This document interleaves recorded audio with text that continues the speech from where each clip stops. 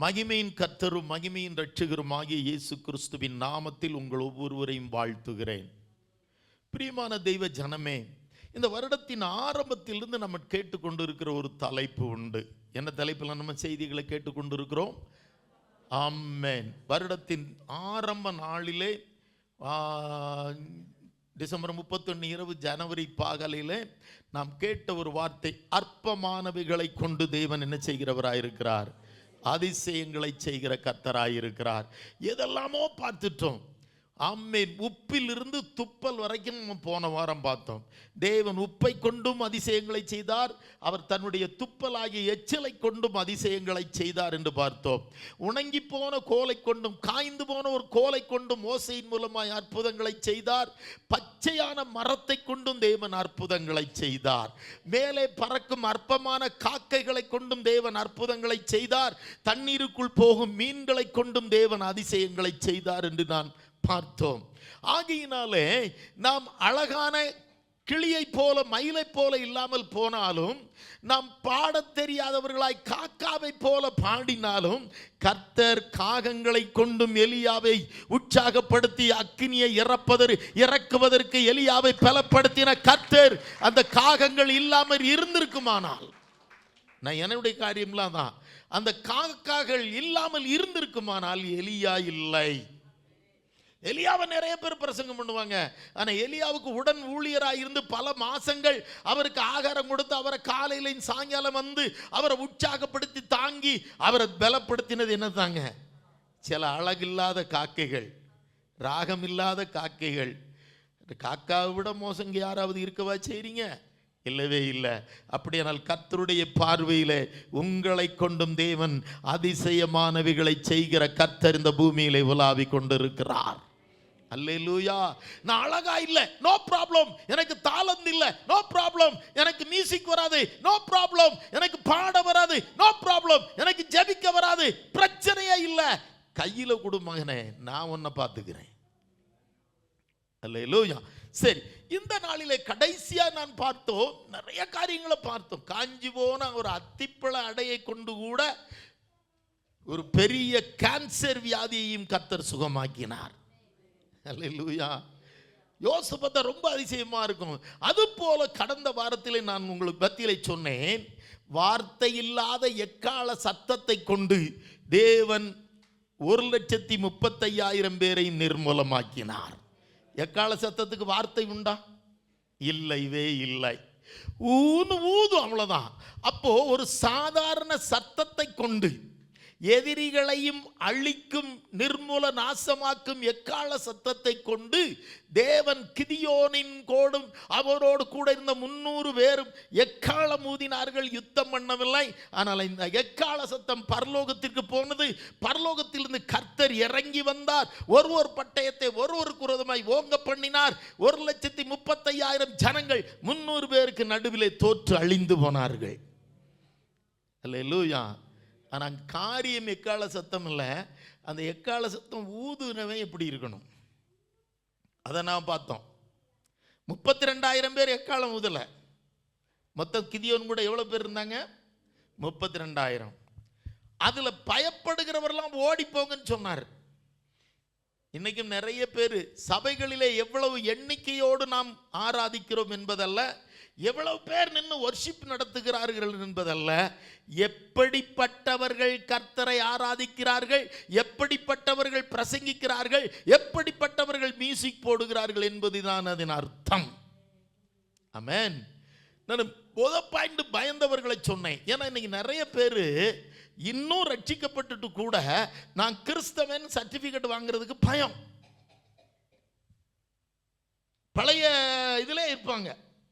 ஏன் ஸ்காலர்ஷிப் போயிரும், பட் பல காரியங்கள் போயிரும். ஒரு காரியம் பைபிள் சொல்லுகிறது, பயப்படுகிறவனும் விக்கிரகங்களை ஆராதிக்கிறவனும் ஒரே லிஸ்ட்ல தான் கர்த்தர் வச்சிருக்கிறார். தெரியுமா உங்களுக்கு? சத்தியம் சொல்றதுக்கு, சாட்சி சொல்றதுக்கு பயம் சிலருக்கு. கல்யாண வீட்டில் வந்து நாங்கள் ரட்சிக்கப்பட்டவங்க, கல்யாணத்தை ரட்சிக்கப்பட்ட படிதான் நாங்கள் நடத்துவோம்னு சொல்றதுக்கு பயம். ஊர்க்காரனுக்கு பயம். ஒரு பால் காய்ச்சுறான், வீட்டுக்கு ஹவுஸ் வார்மிங் நடத்துறான், அதை உலகத்தான போல நடத்துறான், கல்யாணம் நடத்துறான், உலகத்தான போல நடத்துறான். நான் ரட்சிக்கப்பட்டவன் சொல்றதுக்கு பயம். பயப்படுகிறவர்களும் அவிசுவாசிகளும் சேம் லிஸ்ட்ல தான் கர்த்தர் வச்சிருக்கிறாரு. அவங்க எல்லாரும் எங்க போவாங்களாம்?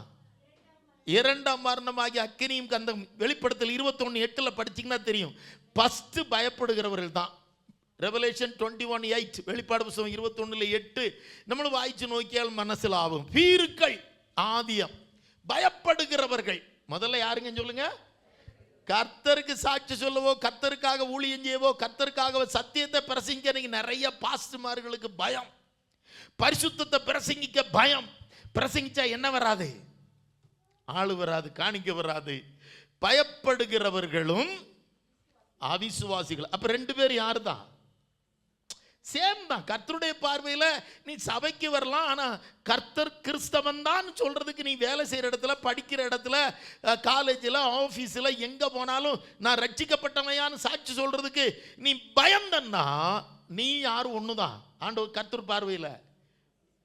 யெகோவாவுடைய திருஷ்டியிலே பீருக்களும் அவிசுவாசிகளும் ஒண்ணு தன்னையான.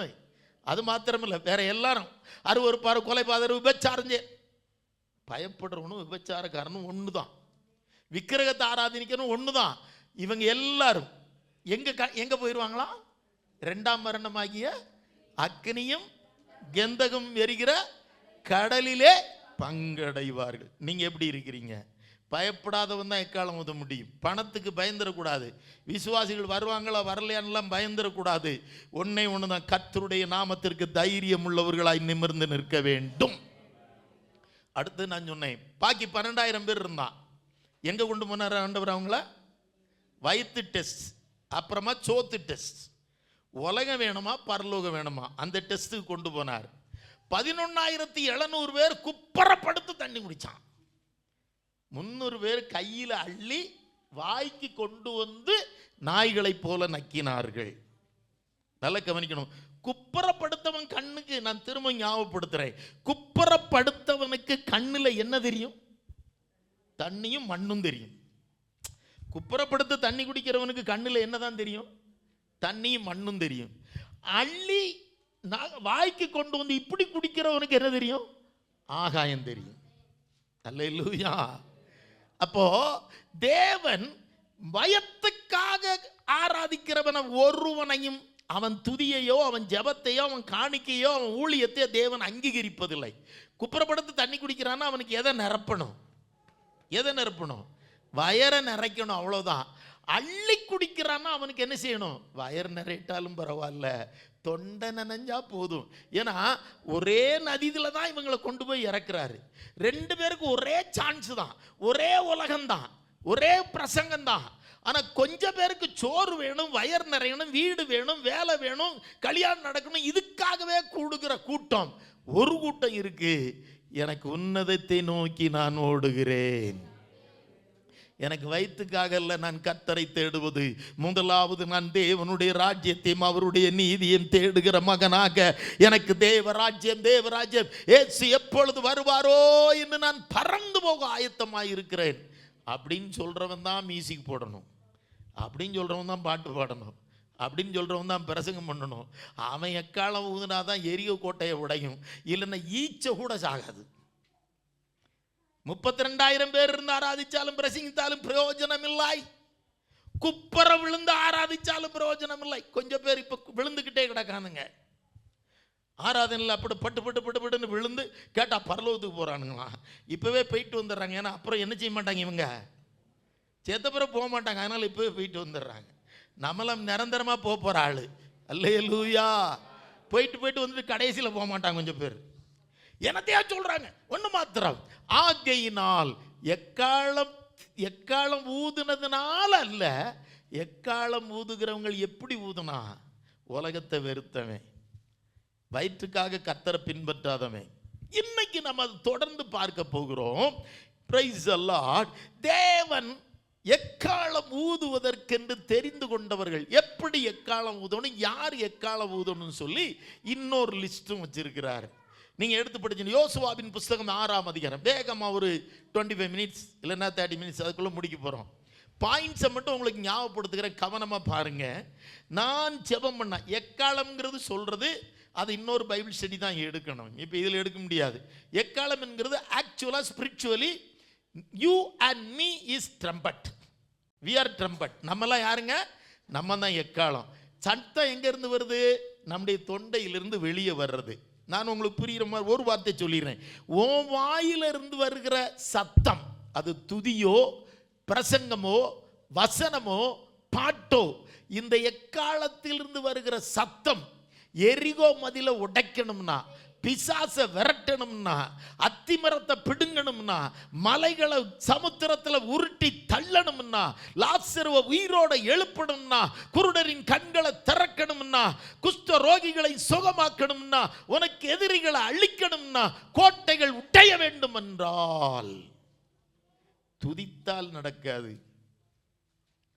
எல்லாரும் துதிச்சாங்க விழுந்துச்சுன்னு சொல்லி மக்களை ஏமாத்திக்கிட்டு இருக்கிறான். எப்படி துதிச்சா விழும், என்ன எக்காலம் பயன்படுத்தணும், யாரு துதிக்கணும், யாருக்கு துதிக்கணும், எப்படி எக்காலம் பயன்படுத்தணும். அங்க பயன்படுத்தின எக்காலம் என்ன தெரியுமா? 6ஆம் அதிகாரத்தில் யோசுவாவில் 6ஆம் அதிகாரம் 4ஆம் வசனத்தை ஒன்று படிக்கலாம். 7 ஆசாரியர், 7 priests, 7 புரோகிதன்மார். பெட்டினா என்னது? பெட்டினா என்னது? நமக்கு பெட்டின்னு எதுதான் ஞாபகம் வரும்? கொண்டு வர்றது. ஆமா, இந்த பெட்டியெல்லாம் அதுக்கு கொஞ்சம் நல்லா எழுதினா நல்லா தான் இருந்திருக்கும்ண்ணே. கற்பலகைகள், கர்த்தர் எழுதின கற்பலைகளில் வைத்திருக்கிற உடன்படிக்கை பெட்டிக்கு முன்பாக 7 கொம்பு. ஆமென். போதும். இந்த 2 வரி தான் இப்ப தியானம் இன்னைக்கு. யார் எக்காலம் ஊதணும்? ஆசாரியர்கள். எத்தனை ஆசாரியர்கள்? 7 பூரணம். அப்ப பூரணமாய் ஆசாரியர் கூட்டத்தில் இருக்கிறவன் புரோகிதன்மாருடைய 7 புரோகிதன்மார் ஆட்டின் கொம்பு கொண்டுள்ள 7 காகளம் பிடிச்சு கொண்டு பெட்டகத்தின் முன்பில் நடக்கணும். அப்போ முதல்ல நம்ம எக்காலம் ஊதும் போது உங்களுக்கு ஒரு ரகசியத்தை சொல்றேன். எங்கே உடன்படிக்கை பெட்டி இல்லையோ, உடன்படிக்கை பெட்டின அர்த்தம் என்ன? எங்கே வசனம் இல்லையோ. எத்தனை பேருக்கு புரியுது? எத்தனை பேருக்கு புரியுது? இன்னைக்கு பைபிள் படிக்காதவெல்லாம் வந்து பாட்டு பாடுறான், பைபிளையே கையில் எடுக்காதவெல்லாம் மியூசிக் போடுறான், மனம் திரும்பாதவன் ரட்சிக்கப்படாதவன்லாம் பாட்டு பாடுறான், ஓ பைபிளே தெரியாதவெல்லாம் பிரசங்கிக்கிறான். ஒரு காலம் ஒரு ஈ கூட சாகாதுங்க, ஒரு ஈச்ச கூட சாகாதுங்க. கூட என்ன இருக்கணும்? என்ன இருக்கணும்? முதல்ல வசனம் இருக்கணும். வசனத்துக்கு மேலே தான் யார் உட்கார்ந்து இருக்கிறா? அந்த பெட்டிக்கு மேலே இருக்கிறது என்னது? அடிக்கடி நல்லா சொல்லியிருக்கேன், கிருபாசனம். அந்த உடன்படிக்கை பெட்டியை மூடி இருக்கிறது என்னது? உள்ள வசனம் இருந்தா மேல கிருபை இருக்கும். மேல கிருபை இருந்தா அந்த கிருபையில தேவன் இருப்பார். அல்லேலூயா. அப்ப உள்ள என்ன இருந்தது? உடன்படிக்கை பெட்டிக்குள்ள வசனம். மேல என்ன இருந்தது? கிருபை. அதுக்கு 2க்கு நடுவில் என்ன இருந்தது? கேருபீன்கள். அதன் நடுவில் யார் உட்கார்ந்து இருந்தா? கர்த்தர் இருந்தார். கர்த்தரை மகிமைப்படுத்த எத்தனை பேருக்கு புரியுது? எத்தனை பேருக்கு புரியுது?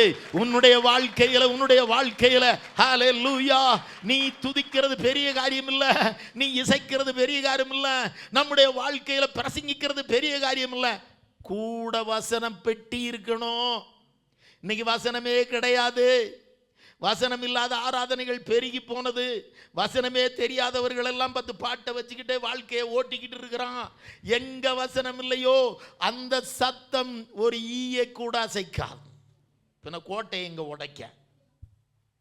அப்போ பெட்டி இருக்குல்ல வசனம், உள்ள வசனம், மேல கிருபை, கிருபைக்கு மேல கர்த்தர். இவங்களை வச்சுக்கிட்டு தான் ஆசாரியர்கள் என்ன செய்யணும்? கர்த்தரை துதிக்கணும், எக்காலம் ஊதணும். என்ன இருக்கணும்? கூட என்ன இருக்கணுங்க? என்ன இருக்கணும்? கர்த்தர் எழுதி தந்த அந்த வார்த்தை இருக்கணும். வார்த்தைக்கு மேல என்ன இருக்கும்? கிருபை. கிருபைக்கு மேல என்ன இருக்கும்? தேவன் இருப்பார். கிருபையின் தேவன் வீற்றிருப்பார். நீங்க வெளிப்படுத்தின விசேஷத்துல சிங்காசனத்துல கர்த்தர் இருந்தார்னு சொல்லி இருக்கும். 5ஆம் அதிகாரம் நினைக்கிறேன், டைம் இல்லை. அதை சுற்றிலும் ஒரு வானவில் இருக்கும். சுற்றிலும் என்ன இருக்கும்? வானவில் இருக்கும். அந்த வானவில் எப்படி இருக்குன்னா மரகத கலர்ல இருக்கும். என்ன கலர்ல இருக்கும்? மரகதம் என்பது பச்சை. மரகதம் என்பது பச்சை. அது எதை குறிக்கும்? கர்த்தருடைய கிருபையை குறிக்கும். அவர் கிருபாசனத்தில் வீற்றிருக்கிற கர்த்தர். கிருபை இருக்கணும்னா நீ வசனத்தில் வாழணும். நம்ம எதில் வாழணும் சொல்லுங்க? வசனத்தில் வாழணும். சரி, அப்போ ஃபர்ஸ்ட் பாயிண்ட், வசனம் படிக்காதவன், பைபிள் படிக்காதவன், கிருபையை பெறாதவன், தேவன் இல்லாதவன்லாம் இன்னைக்கு மியூசிக் போடுறதை நம்ம பார்க்கிறோம். அவங்கள வச்சு போட்டால் நல்லா இருக்கும்னு சினிமாக்காரனையும் ரட்சிக்கப்படாதவனையும் சம்பளத்திற்கு வேலை செய்கிற மியூசிக்காரர்களையும் கூட்டி கொண்டு வந்து வச்சு ஒரு ட்ரூப்பை வச்சு பாட்டு போட்டு நம்ம பாட்டு இறக்கிறத பார்க்கிறோம். ஏன்? பாட்டு நல்லா இருக்கணும். பைபிளே படிக்காதவர்களை வச்சு நிறைய பிரசங்கங்களை கேட்கிறோம். ஆன்லைனில் உட்காந்து எடுத்து இன்னைக்கு நிறைய பிரசங்கம். உட்கார்ந்து தியானிக்கிறவங்க கிடையாது. நிறைய பேர் இன்னைக்கெல்லாம் இருந்து தியானிக்கிறவங்கள. பழைய ஊழியர்கள் எல்லாம் இருந்து தியானித்தார்கள். 60 வயசுக்கு மேலே இருக்கிறவன் இன்னைக்கு இருக்கிறவனுக்கெல்லாம் எதில் தான் தட்டி எடுக்க வேண்டி இருக்கு? ஒத்துவாக்கிய பைபிளில் இருந்தால் பிரசங்க. கர்த்தருடைய சமூகத்தில் காத்திருப்பது குறைவு. ஒரு சிலர் இருக்கலாம். ஆக இப்போ நான் சொல்ல போகிற காரியம், அப்போ நம்ம எப்போ எதில் நிறைஞ்சிருக்கணும் சொல்லுங்க? பெட்டிக்குள்ளே என்ன இருக்கணும்? ஆமாம், நம்ம பெட்டிக்குள்ளே போகிற வரைக்கும் நம்ம பெட்டிக்குள்ளே என்ன இருக்கணும்? வசனம் இருக்கணும். எத்தனை பேருக்கு புரியுது? நீ ஒவ்வொரு நாளும் பைபிள் படிக்கணும்.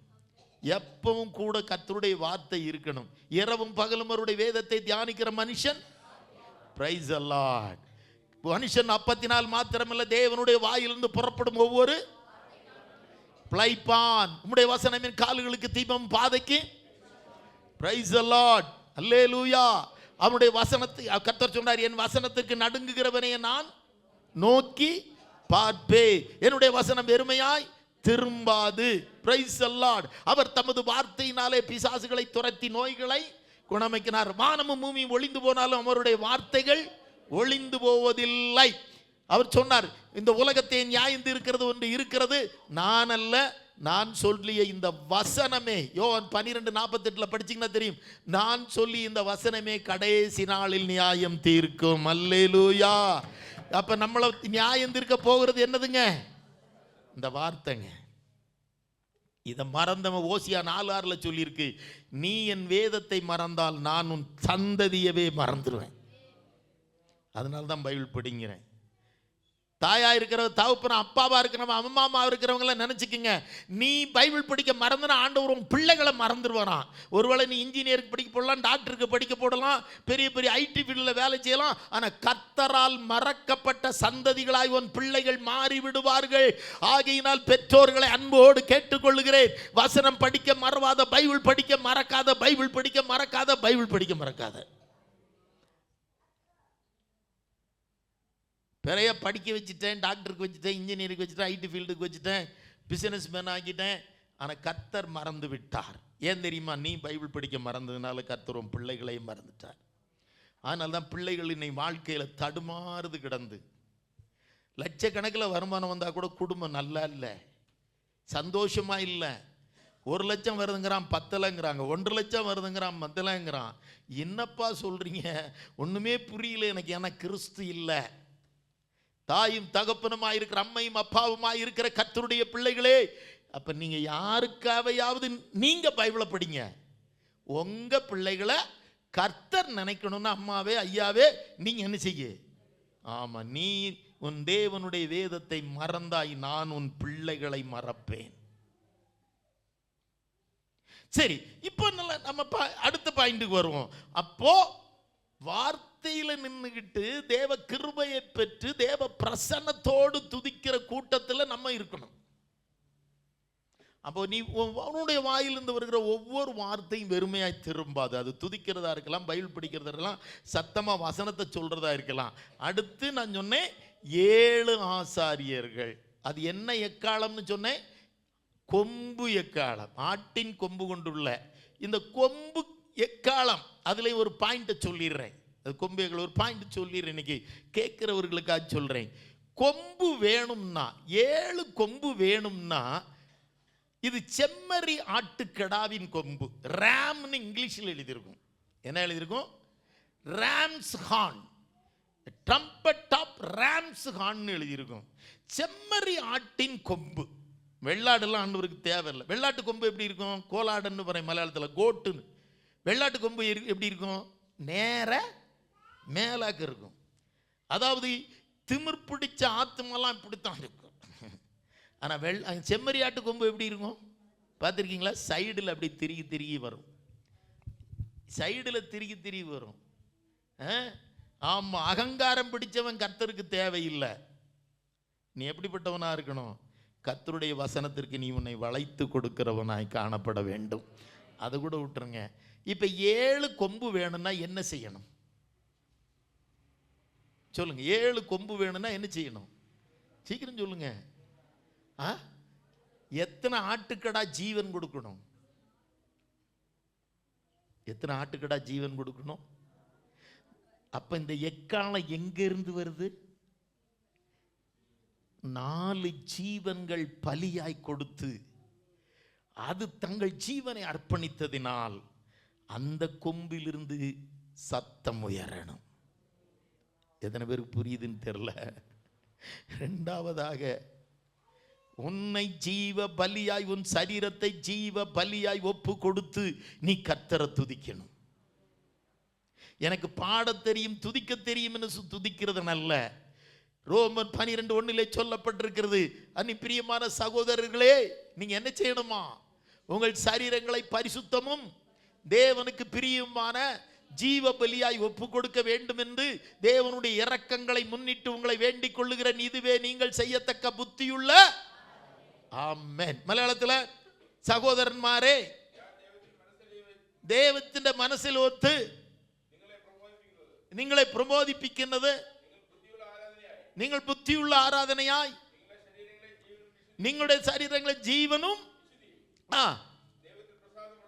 ദൈവത്തിന് പ്രസാദമുള്ള യാഗമായി സമർപ്പിക്കണം. അപ്പൊ ശരീരത്തെ കർത്തർക്ക് ഒപ്പ് കൊടുത്തവൻ தான் துதிக்கணும். சரீரம் முக்கியமா இல்லையா? அப்ப முன்னால நிக்கிறவங்களுடைய சரீரம் ரொம்ப முக்கியம். அவன் போட்டிருக்கிற ட்ரெஸ் ரொம்ப முக்கியம். அல்லேலூயா. ஆணும் பெண்ணும் முன்னால நிக்கிறவங்க சரீரம் தேவனுடைய ஆலயம். கர்த்தர் இருதயத்தை பார்க்கல. பழைய ஏற்பாட்டில் இருதயத்தை பார்த்தார் ஒருத்தனுக்காக, தாவீதை மட்டும்தான். ஆனா புதிய ஏற்பாட்டில் உன் இருதயத்தை பார்க்கறதுக்கு முன்னால முதல்ல ஒருவன் தேவனுடைய ஆலயமாகிய சரீரத்தை கெடுத்தால் அவனை தேவன் கெடுப்பார். இங்கிலீஷ்ல இன்னும் clear warning, if anyone destroy his body, that is the temple of God, God will destroy him. நழிப்பார். சரீரம் ட்ரெஸ் எப்படி இருந்தானே, எப்படி போனானே, ஆணுக்கும் பெண்ணுக்கும் வித்தியாசம் தெரியாத வஸ்திரங்களை போட்டுக்கிட்டு அதுலேயும் அங்கங்க நாய் கடிச்சு கிழிஞ்சு என்ன செய்து போகலாம்? மேலேருந்து கிழிஞ்ச வரைக்கும் கீழே கீழே போய் நின்றுக்கிட்டே நாயை கடிக்க விடுவானுங்கன்னு நினைக்கிறேன் போட்டுக்கிட்டு. அது இங்கேயும் வந்துடுது, ஸ்டேஜுக்கு வந்துடுது. Praise the Lord. உன் சரீரம் தேவனுக்கு ஜீவ பலியாய் அர்ப்பணித்து ஆராதிக்கணும். அல்லேலூயா. 4 ஜீவன்கள் தன் ஜீவனை படைத்ததினால் 7 கொம்புகள் கிடைத்தது. அந்த கொம்புகளை கொண்டுதான் என்ன செய்யணும்? அப்ப ஜீவ பலியா சரீரத்தை படைக்காதவன் 32,000 பேர் இருந்து பாட்டு பாடினாலும் பிரசங்கிச்சாலும் ஜெபிச்சாலும் திறப்புல நின்னாலும் ஒன்றும் நடக்காது. அப்ப அதில் இருக்கிறவங்க எல்லாம் உங்க சரீரத்தை கர்த்தருக்கு ஒப்பு கொடுத்து பலியாய் ஒப்பு கொடுத்து கர்த்தரை நோக்கி பார்த்து நீ ஜெபிக்கிற 5 நிமிஷ ஜெபத்திற்கும் எரிகோ கோட்டை தானாக விழும். அல்லேலூயா. வேற ஒன்றும் செய்ய வேண்டாம். நாம இங்க நொறுங்கினோம்னா நமக்கு எதிராக இருக்கிற தடைகள் அங்க நொறுங்கும். நீ இங்க நொறுங்காம கட்டின இருதயத்தோட இருந்துகிட்டு அப்படிலாம் இல்லை இப்படிலாம் இல்லை, நான் அப்படி செய்ய மாட்டேன், பைபிள் படிக்க மாட்டேன், ஜெபிக்க மாட்டேன், ஒழுங்காலாம் ஆராதனைக்கு போக மாட்டேன், முடிஞ்சா போவேன், நீலாம் சொல்லிக்கிட்டு இருந்தன்னா இங்க நொறுங்காதவன் எந்த ஜெபத்திலும் என்ன துதியாலும் வெளியே நொறுக்க முடியாது. Praise a lot. அடுத்து ஆசாரியர்கள். இப்போ கொம்பை பற்றி 2 காரியம் சொல்லிட்டேன், இன்னும் 2 இருக்கு. இப்போ நான் ஒரு சின்ன லைனுக்காக தான் சொன்னேன். அங்கே ஜீவனை அர்ப்பணித்து எடுத்த கொம்புகளை கொண்டு யார் எக்காலம் ஊதணும்? ஆசாரியன், புரோகிதன், பிரிஸ்ட். இப்போ நம்மெல்லாம் ஆசாரியர்களா இல்லையா? ஆசாரியர்கள்னா யாரு? நீ ஆசாரியர்கள் லிஸ்ட்ல இல்லாதவன் மியூசிக் போடக்கூடாது. ஆசாரியர் லிஸ்ட்ல இல்லாதவன் பாடக்கூடாது. ஆசாரியர்கள் தான் ஊதணும். ஆசாரியர்கள் கூட்டத்தில் இருக்கிறவங்க தான் துதிக்கணும். நீங்க பரலோகத்தில் இப்ப எடுத்துக்கங்க, யார் தெரியுமா கர்த்தரை துதிக்கிறார்கள்? ராஜாக்களும் ஆசாரியர்களுமாய் மாறினவர்கள் தான். எடுத்து படிங்க பார்க்கலாம். வெளிப்படுத்தல் 1ஆம் அதிகாரம் 6ஆம் வசனம், வெளிப்படுத்தல் 5ஆம் அதிகாரம் 10ஆம் வசனம். வேகமா படிங்க, ஒரு 2 பாயிண்ட். வெளிப்படுத்தல் 1:6, நம்மிடத்தில் அன்பு கூர்ந்து தமது இரத்தத்தினாலே நம்முடைய பாவங்களற நம்மை கழுவி தம்முடைய பிதாவாகிய தேவனுக்கு முன்பாக நம்மை ராஜாக்களும் ஆசாரியர்களும் ஆக்கின அவருக்கே மகிமையும். அவங்க தான் பாட்டு பாடி ஆமென் சொல்லி ஆராதிக்கிறாங்க.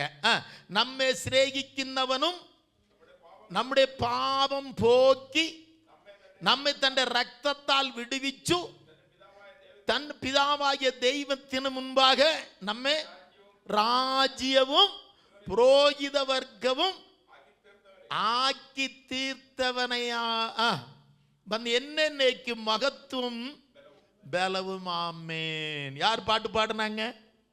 பரலோகத்தில் யார் பாட்டு பாடுறாங்க? எங்கள் தேவனுக்கு முன்பாக எங்களை ராஜாக்களும் ஆசாரியர்களும் ஆக்கினீர், பூமியிலே அரசாளுவோம் என்று புதிய பாட்டு பாடி வொர்ஷிப் நடத்தினாங்க. ഞങ്ങളുടെ ദൈവത്തിന് അവരെ രാജ്യവും പുരോഹിതന്മാരും ആക്കി വെച്ചു, അവർ ഭൂമിയിലെ വാഴുന്നു എന്നൊരു പുതിയ പാട്ട് അവർ പാടുന്നു. அப்போ பாட்டு பாடுறதுக்கு ஒரு தகுதி வேணும்.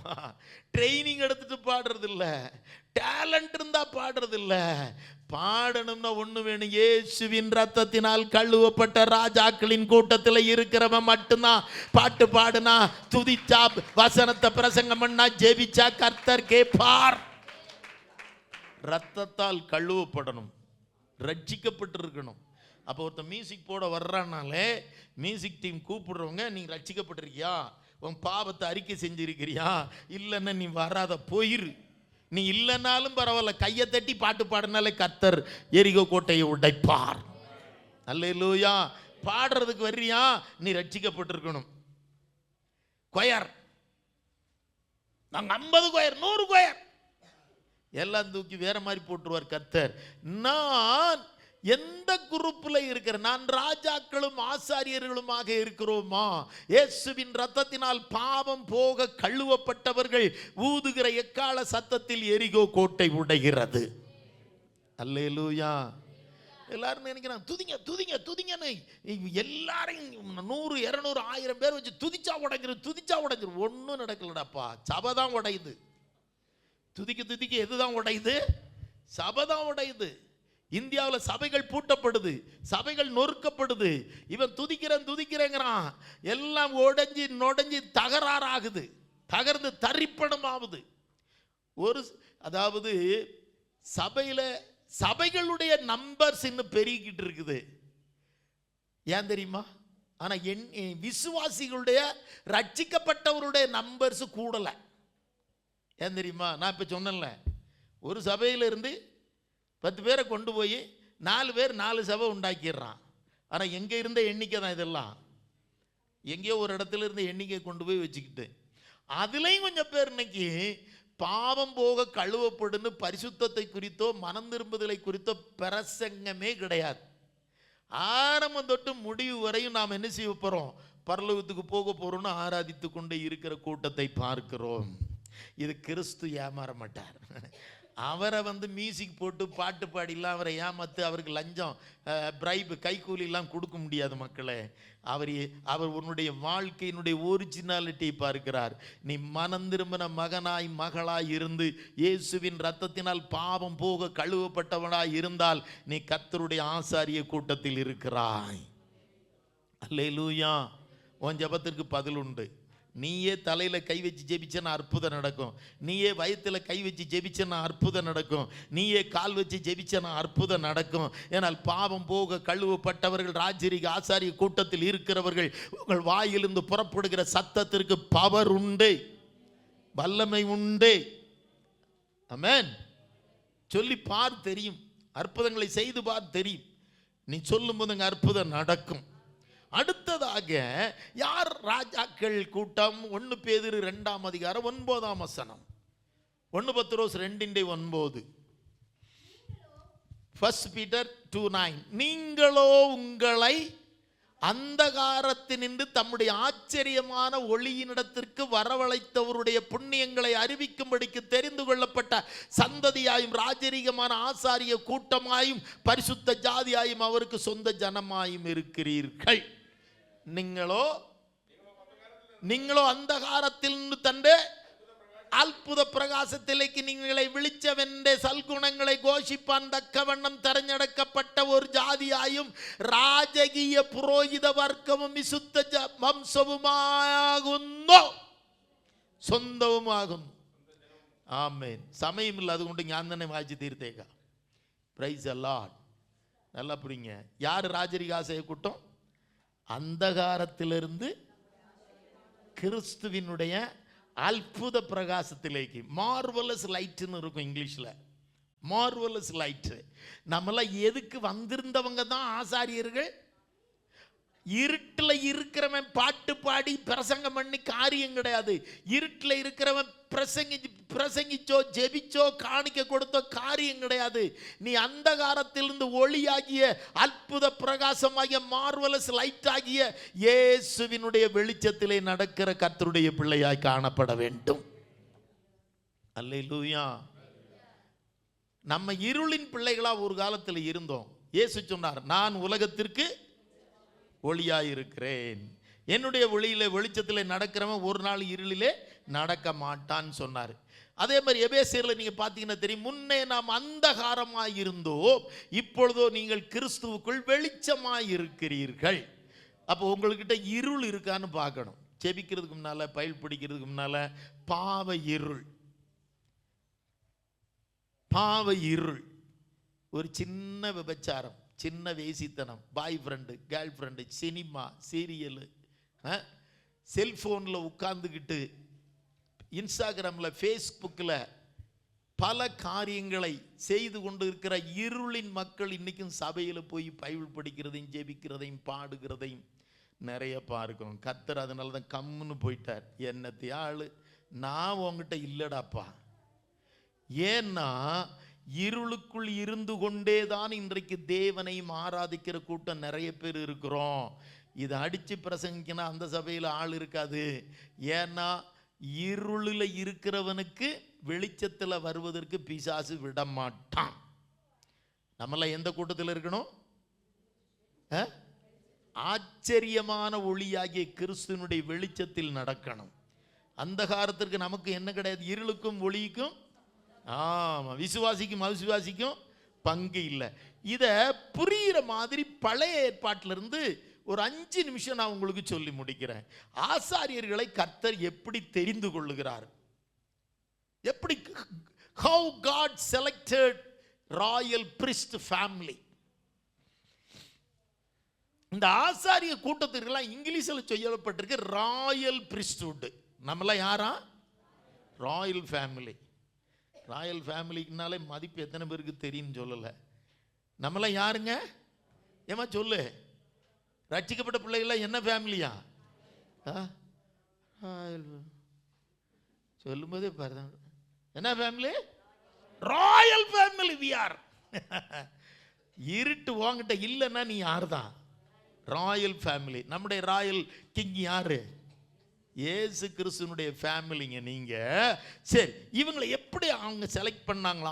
6 லட்சம் புருஷர்கள் இருந்த இடத்துல லேவியராகமம் 8ஆம் அதிகாரம், அதுல ஒரே ஒரு 1-2 காரியங்களை மட்டும் நான் சொல்லி முடிக்கிறேன்.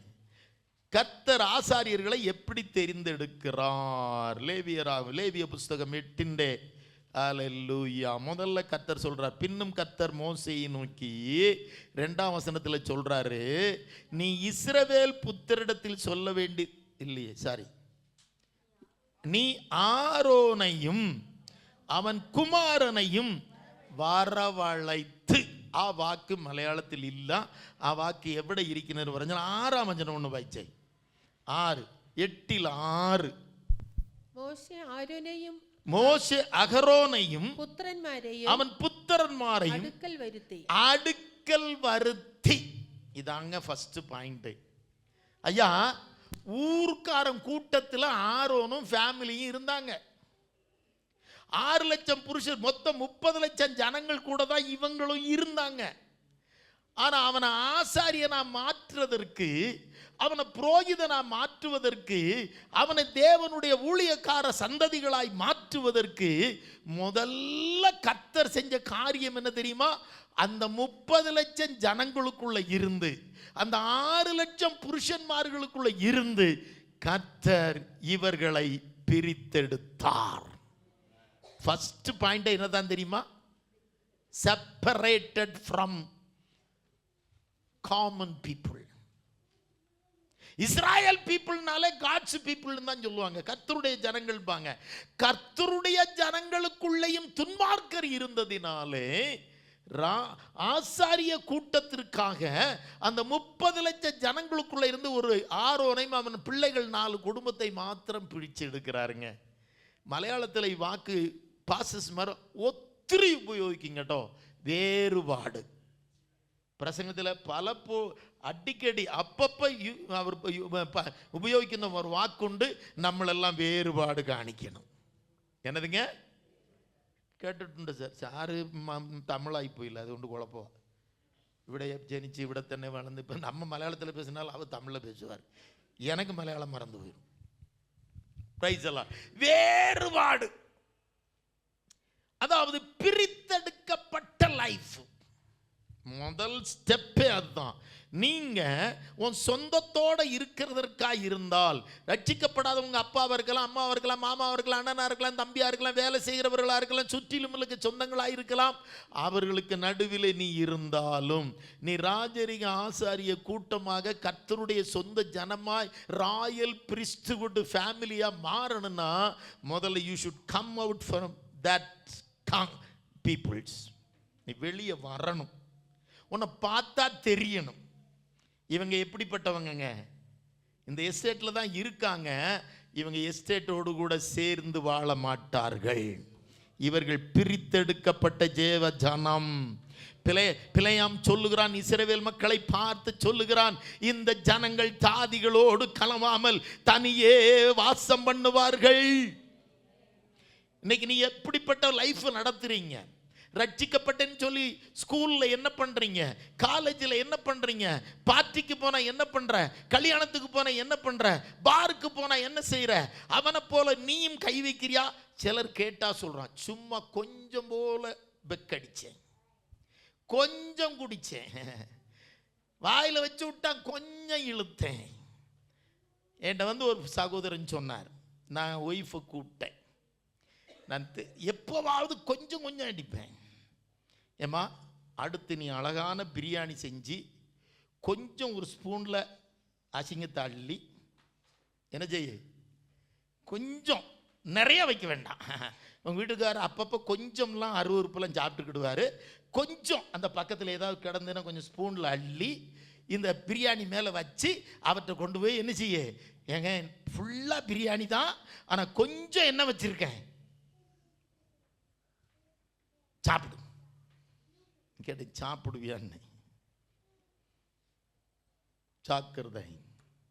இன்னைக்கு கொஞ்சம் பேருக்கு இதுதான், கொஞ்சம் பார்த்தேன், கொஞ்சம் பேசினேன், கொஞ்சம் அவ கூட போனேன், அவன் கூட போனேன், 4 வார்த்தை சும்மா ஜாலியா பேசினேன், அது தப்பாடி.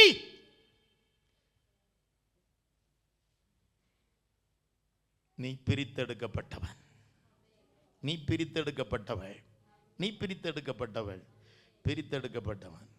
You are separated for holy God. நாம் தேவனுக்காக பிரித்தெடுக்கப்பட்ட கூட்டம். இன்னைக்கு எஸ்டேட்டுகளில் நிறைய காரியம் உண்டு. இந்த சாமி கும்பிட்றாங்கன்னா என்ன கொடுக்கணும்? ஊர் வரி. சாமி கும்பிட்டானா வரி கொடுக்கணும். எல்லாம் கொடுத்துட்டு போயிடுறான். ஒரு சிலர் கொடுக்கறது இல்லை, பெனியல்ல இருக்கிறவங்க ஒரு சிலர் கொடுக்கறது இல்லை. சிலர் கொடுத்துட்டு என்ன சொல்லிடுவாங்க தெரியுமா? எங்கள் பாஸ்டர் வருவார், அவர்கிட்ட மட்டும் என்ன செஞ்சிடாதீங்க, தெரியாமல் வச்சுக்க. அவருக்கு மட்டும் நாங்கள் வரி கொடுத்தது என்ன செய்யக்கூடாது, தெரிஞ்சிடக்கூடாதும்பாங்க. அவருக்கு தெரியுமே, அவருக்கு தெரியுமே.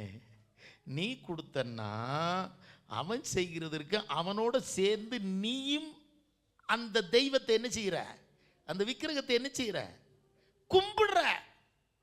ஏன்னா உன் பணம் அதுல இருக்கே, செலவு பண்றியே. நீ பிரித்தெடுக்கப்பட்டவனாயிட்டே, நீ பிரித்தெடுக்கப்பட்டவளாயிட்டே. என் தேவன் வேதனைப்படுவார் அல்லவா? அல்லேலூயா. என் அருமையான ஜனமே, உனக்காக கர்த்தர் ரத்தம் சிந்தி உன்னை கழுவி சுத்திகரித்து மீட்டெடுத்திருக்கிறார். அப்ப பிரித்து கொண்டு வந்து இரண்டாவது அதுல சொல்லியிருக்கு, அவர்களை ஜலத்தினால் ஸ்நானம் பண்ணுவித்து, வெள்ளம் கொண்டு அவரை கழுகணும். Wash them with water. அது நமக்கு தெரியும், ஞான ஸ்நானம் பண்ணி. அடுத்ததோட நான் முடிக்கிறேன். அவங்களுக்கு என்னெல்லாம் போடணுமான்னு தெரியுமா? நிறைய வஸ்திரங்களை கர்த்தர் அவர்களுக்கு கொடுக்கிறார். என்ன கொடுக்கிறார் சொல்லுங்க? என்னெல்லாம் கொடுக்கிறாரா? உள்ளங்கியை போட்டு, இந்த போட்டு கட்டி உடுத்தி இதை மட்டுமே நீங்க கேட்டுட்டே வாங்க, நல்லா இருக்கும். உள்ளங்கியை போட்டு, இடைக்கச்சையை கட்டி, மேலங்கியை உடுத்தி, ஏபோத்தை தரித்து, விசித்திரமான கச்சையை கட்டி, அடுத்த வசனம் மார்பதக்கத்தை அணிந்து, ஊரின் தும்மியும் என்புகளை வைத்து, அந்த அதுக்கெல்லாம் அர்த்தம் இருக்குங்க. அதுக்கப்புறம் தலையிலே பாகை தரித்து, அவன் பாகையின் மேல் நெற்றியிலே பரிசுத்த கிரீடம் என் பொற்பட்டணத்தை கட்டி. மலையாளத்தில் 7 தொட்டு வாய்க்கணும். ஸ்பீடில் வாய்க்காம பற்றுவோம். അവനെ ഉള്ളങ്കി ഇടുവിച്ചു, നടുക്കെട്ട് കെട്ടിച്ചു, അങ്കി ധരിപ്പിച്ചു, ഏബോത്ത് ഇടുവിച്ചു, ഏബോത്തിന്റെ ചിത്രപ്പണിയായ നടുക്കെട്ട് കെട്ടിച്ചു, അതിനാൽ അത് മുറുക്കി അവനെ പതക്കം ധരിപ്പിച്ചു, പതക്കത്തിൽ ഊരിയും തുമ്മിയും വെച്ചു, അവന്റെ തലയിൽ മുടി വെച്ചു, മുടി കിരീടം വെച്ചു, മുടിയുടെ മേൽ മുഖവശത്ത് വിശുദ്ധ കിരീടമായ പൊൻപട്ടം വെച്ചു. வெச்சு, தரிப்பிச்சு, முறுக்கி, கெட்டி, இது ஒவ்வொன்றுக்கும் அர்த்தம் இருக்கு.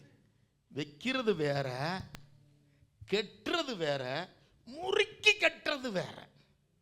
வாசனத்துக்கு ஒவ்வொன்றுக்கும் அர்த்தம் இருக்கு. போடுறது வேற, சும்மா கெட்டுறது வேற, வைக்கிறது வேற, முறுக்கி கெட்டுறது வேற. இதெல்லாம் வச்சிருக்கணும். நமக்கு நான் ஷார்ட்டா சொல்லிடுறேன், அதுக்கெல்லாம் நான் இப்போ போகலை. நம்ம என்ன சொல்றோம் தெரியுமா? கர்த்தர் உனக்கு நிறைய வஸ்திரங்களை கொடுத்திருக்கிறார். முதல்ல வஸ்திரம் என்ன வஸ்திரம்? ரட்சிப்பின் வஸ்திரம். அடுத்து நீதியின் வஸ்திரம். அடுத்து மெல்லிய வஸ்திரம். அடுத்து பரிசுத்த வஸ்திரம். அடுத்து கல்யாண வஸ்திரம். இப்படி நிறைய வஸ்திரங்களை கொடுத்திருக்கிறார். இதை தரிச்சுக்கிட்டு கடைசியில கர்த்தர் சொல்றாரு, நெற்றியில ஒன்று இருக்கணுமாங்க.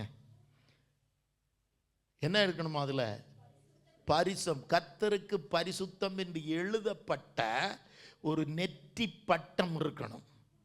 அது அர்த்தம் என்ன? ஊர் உலகமுல்லாம் அவனை பார்க்கும்போது இவன் ஆசாரியன் என்று சொல்லணும்.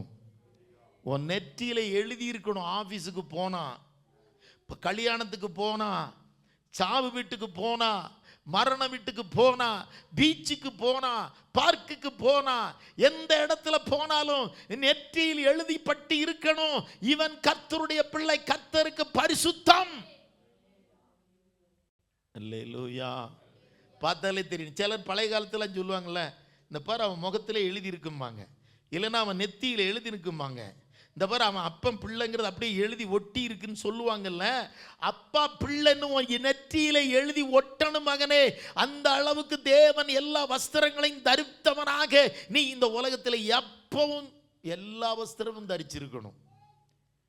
கடைசி வஸ்திரம் கல்யாண வஸ்திரம்.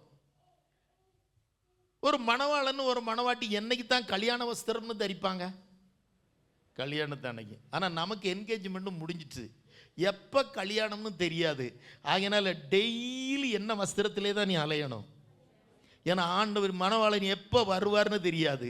நீ ஆஃபீஸில் இருக்கும்போது வருவாரா, நீ பாய் ஃப்ரெண்டு கூட சாட் பண்ணிக்கிட்டு இருக்கும்போது வருவாரா, கேர்ள் ஃப்ரெண்டும் கூட ஊர் சுற்றும் போது வருவாரா, இல்லைன்னா இன்ஸ்டாகிராமில் ஃபேஸ்புக்கில் உட்காந்துக்கிட்டு எதையோ போட்டுக்கிட்டு இருக்கும்போது வருவாரா, நீ பீச்சில் உட்காந்துட்டு இப்படியே வேடிக்கை பார்க்கும்போது வருவாரா, வீட்டில் புருஷனை முண்டாட்டியும் சண்டை போட்டுக்கிட்டு இருக்கும்போது வருவாரா, மாமியார் மருமகளும் சண்டை போட்டுக்கிட்டு இருக்கும்போது வருவாரா? எப்போ வருவார்னு தெரியாது.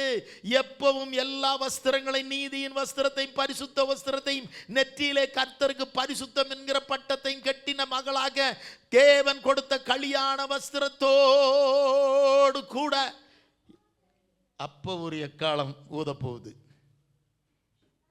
தேவன் இறங்கி வருவார்.